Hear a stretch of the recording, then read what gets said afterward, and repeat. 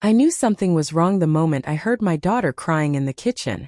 Not the soft, muffled kind of crying she used to do as a child, but the sharp, broken kind people make when the world has finally demanded too much of them. I hadn't heard that sound in years. Not since her mother left.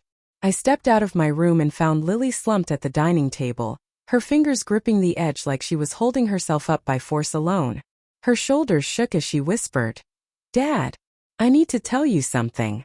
Those words. They were the same ones her mother had used the morning everything shattered. And just like that, the past clawed its way back into the room. I used to believe my marriage was steady, even if imperfect. Sarah and I had our cracks, our arguments, our compromises. I thought that was normal. I thought being a husband meant forgiving late nights, trusting explanations, believing promises. Then the truth came in fragments. A phone call from the police. A story that didn't add up. A rehab intake form with her name on it. And finally, the sentence that ended our life as I knew it. "I'm pregnant, and it isn't yours." Her affair had been with a man she met at the bar where she worked. An addict drifting between couch floors and back alleys. A man she later admitted she wanted to save. A man who dragged her down instead. After that, she spiraled fast: drugs, disappearances, lies wrapped in shaky apologies. Rehab came only when she ran out of places to fall. When she left, she didn't just leave me. She left Lily too. My daughter was 17 then. Old enough to understand. Too young to bear it without scars. That night I barely slept. Every time I closed my eyes, memories collided with each other. The good years with Sarah, the nights she whispered she loved me, the mornings she came home smelling like someone else's life. And then I imagined the baby. Small. Helpless. Unknowing. How do you look at a child who represents the most painful moment of your life? How do you choose between protecting your heart and doing what's right? Around 3 a.m. I found myself staring at the ceiling, thinking about the day Sarah told me the truth. "I didn't mean for it to happen," she had cried. But she kept seeing him. "I was lonely," she said. But she never told me. "I didn't know how to stop," she whispered. But she didn't stop until she broke us. And now she wanted me to pick up the consequences. "Dad," Lily whispered again, wiping her face with her sleeve. "I went to see Mom." My chest tightened. "She's out of rehab?" She nodded. 3 months clean. "She's trying." I didn't say what I was thinking. I didn't let myself hope. "She asked me to tell you something," Lily continued, her voice cracking. "She had the baby." My stomach dropped. "Lily, that's your half-brother or sister. How did it go?" "I held him," she whispered. "A little boy. His name is Noah."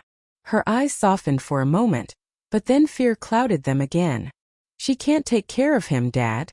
The words hung in the air like a storm cloud ready to break. "She's not stable yet," Lily went on. "She asked if I would take him, but, Dad, I'm only 19. I'm barely managing college. I don't know how to raise a baby." I realized then what she was leading up to. "Lily, what exactly did she ask?" She swallowed hard. "She wants you to raise him." The room felt suddenly too small. The walls pressed in. "She said you're the only person she trusts," Lily whispered. "She said you'll say no, but I should try asking anyway." I sank into the chair across from her. My hands shook. A baby. Her baby. The living proof of her betrayal. "I don't know if I can," I said quietly. "Dad," Lily's voice trembled. "I know what she did hurt you. It hurt me too. But he's innocent. He didn't choose any of this." Her words felt like a hand gripping my heart and squeezing. 2 days later, I went to the rehab center. Sarah looked smaller than I remembered. Not thinner, just diminished. Like life had carved away everything that made her bright. When she saw me, she froze. "Thank you for coming," she said, her voice fragile. "I came to see the baby," I answered. Her eyes flickered with both hope and fear. She led me to the nursery room. He was tiny, wrapped in a soft blue blanket.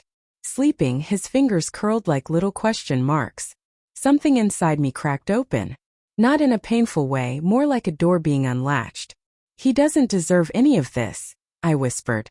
"No," she said quietly. "He doesn't."